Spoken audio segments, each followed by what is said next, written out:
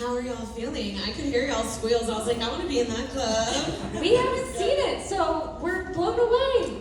Shaking, actually. It's their first time watching it. Yeah. And you guys laughed, and it was sweet. It was wonderful. Okay, Jillian, can you tell us a little bit about if this is like speaking to something from your own life or experience? What made you want to, what connected you to this material that you wanted to direct this So it's film? 69, and that's what you're on. Yes, it's always about the 69. I was very much an Abby. I was a late bloomer, and my Santa Monica was my sister, Brianna. Weird. And except she's not a stripper yet. Give her time. But yeah, she was the one who I went to for everything.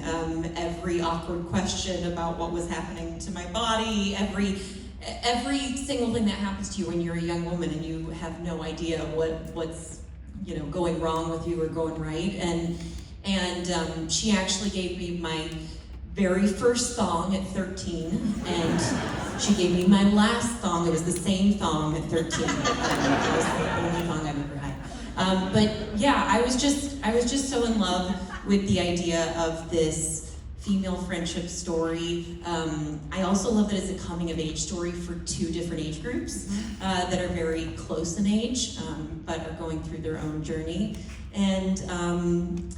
And yeah, also I added a lot of like Catholic shame because that's where I came from. I grew up Catholic and went to Catholic school, and it was very shameful if you thought of yourself as a sexual being. So I thought that was a pretty good setup for someone who is probably very good and easily can Google what 69 is, but might have some deep rooted shame. Yeah. Yeah, shame! We've all got it. We've all got some, you're right. Okay, so for Chloe and for Sam and Matt, can you talk a little bit about if you had a Santa Monica in your life, or was there someone that you went to for advice, or where'd you get your first thought? Well, in the movie, there's that thing about what a penis feels like. Yeah. And a girl who, I'm from Northern California, so we're not repressed. Two people I went to high school with are over there. She was the one who did like sword. This hot girl who did sword stuff was like, this is what a penis feels like. And then made me do that, and that's how I learned the feeling of a dick. Anyway, what was the question? Who was your mentor? Oh, my mentor. Sexual mentor. Yeah, that girl. Oh, me? I mean, I grew up in like LA County, so we're also not repressed. So it was all like, Google was my mentor, honestly. Terrifying. To answer your first question, my first thong also came from Jillian's sister Brianna. No, I think probably my brother. My brother's 8 years older than me, and so I always, saw him coming home with his girlfriends, and was always like, "What do you guys do in your room for 3 hours, shorter or longer?" He would never explain, but I think I probably started Googling at some point.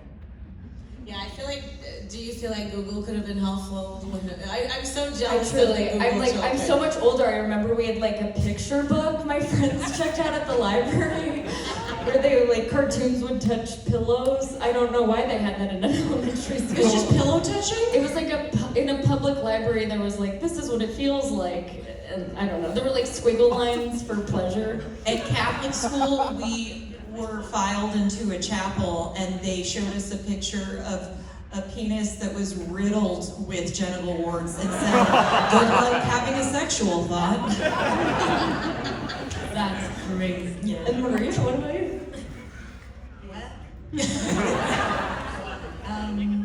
KDH for middle school. Yeah. But she just, Everyone knows Kitty. I know, you know what I mean? Yeah. She just said things like really confidently though, so I think I did mislearn a couple of things. But I won't disclose what they are. I love it. Discovery. Okay, Sam and Chloe, you know, this film is obviously, it's starting as the idea of being a teen sex comedy, but then it kind of grows into more of a heartfelt comedy about female friendship. Can you talk a little bit about how your dynamic was built and what scenes like really stood out to you during filming that made you feel like, yeah, this is gonna work, this is gonna be special? I mean, for me, it was the car scene. That was my audition scene. And it was just kind of like something, when we did it, where I was like, okay, I know what this is. And being able to just like bounce off of her energy was just very fun. And our dynamic, I mean, I'm in college right now, I'm playing hooky from NYU, don't tell anyone. Don't tell my professors. And I'm alum from the same school. The same so we school. have a lot of the same teachers. So there was like already a mentorship of 18 to 19, whatever that like coming of age opera is. No offense. Yeah, opera. It was for me. So there was that so natural, but like you remind me of me, and you remind me of my sister, and you just look into your eyes. You're just such a beautiful actor, and it was just like it's the easiest thing to fall in love with Sam. I mean, watching this movie, truly.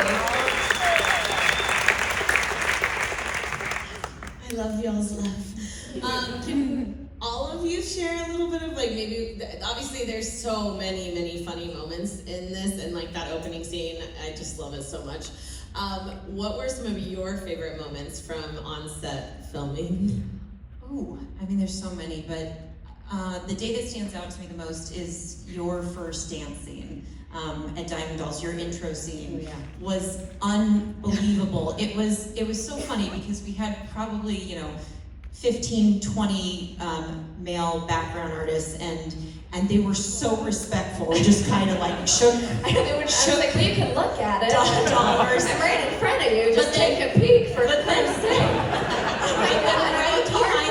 Right behind them was me and Brianna and your sister Emma and all these women, and then Travis Wall, our choreographer, who's the best. And we were all just shouting so much for you and just cheering you on. It was so empowering. So that was a beautiful moment. And my sister was like, yes, cunt, yes, bitch. It was really cool. Yeah. What about for all of y'all? Did you have any favorite moments on set? Go ahead, please.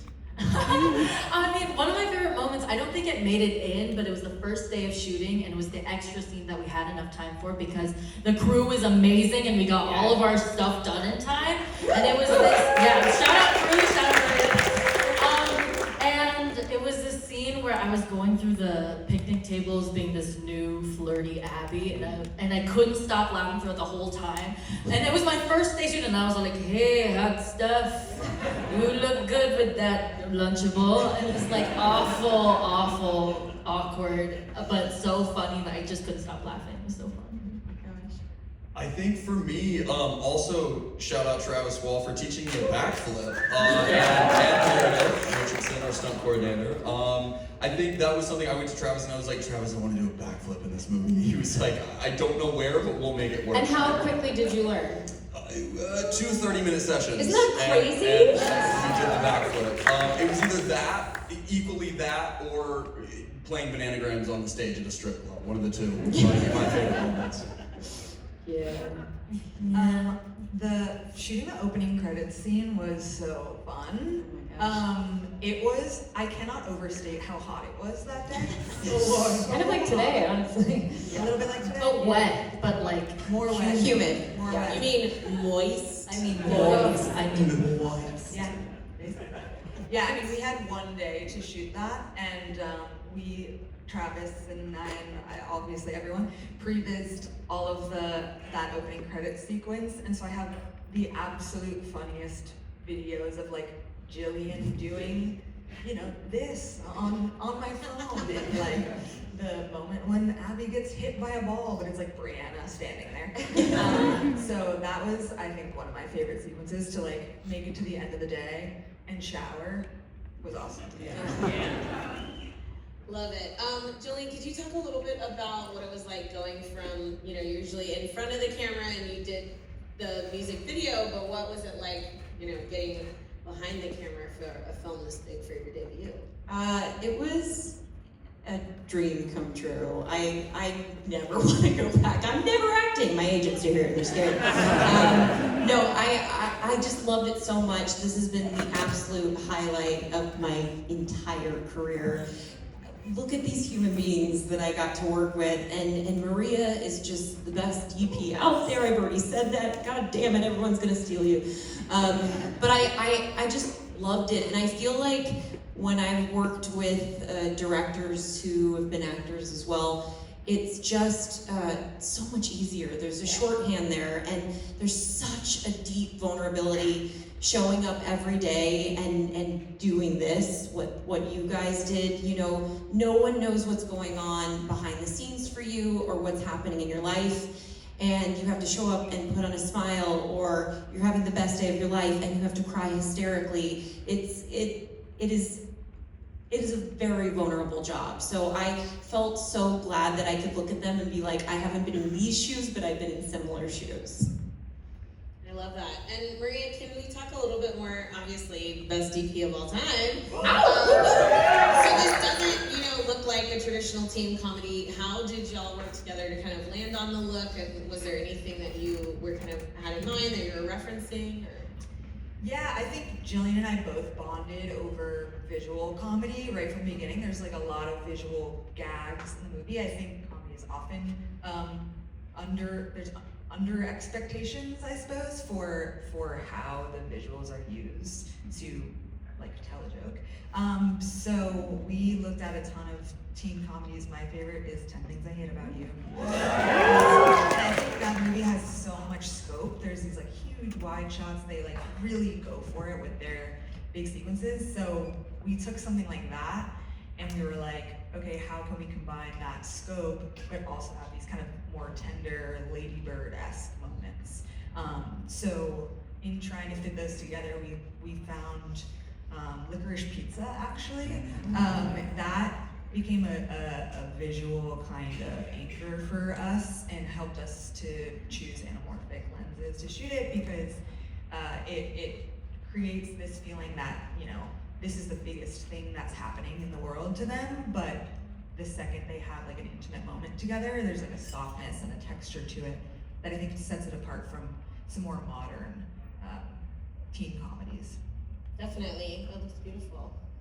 Congratulations. Sam, can we talk a little bit about Abby's transformation in this? Obviously, in some of those old classic films, there's it's a little more traditional, like throw off your glasses, you're transforming into the. You're a woman now. Yes, right. And then you're the prom queen, right? But what was it like? And I feel like obviously it was very intentional. Why was it important to y'all to do it this way? Absolutely. I mean, Jillian and I talked about this before, the whole glasses, ponytail off, and like, that's so unrealistic, but that's also like the kind of standard we grew up with. And I was never that kid. I was never real thin. I was never like the prom queen. And it was just, I feel like it's such an important perspective to show a coming of age, because coming of age doesn't have to mean you're ugly, now you're beautiful, now you're wanted. It could be, I want to take up as little space as possible, but now I like myself. And that confidence, that love for yourself is what attracts other people to you. The way that when you step into a room and you know who you are, that's when people want to be your friend. It's not like a superficial, like, oh, they're pretty now, let me talk to them. It's also like not real life. So I think that was such an important thing, and was so grateful that Jillian even brought that up, because no one talked about it. No one said it out loud that standard was wrong, and what can we do to disrupt that?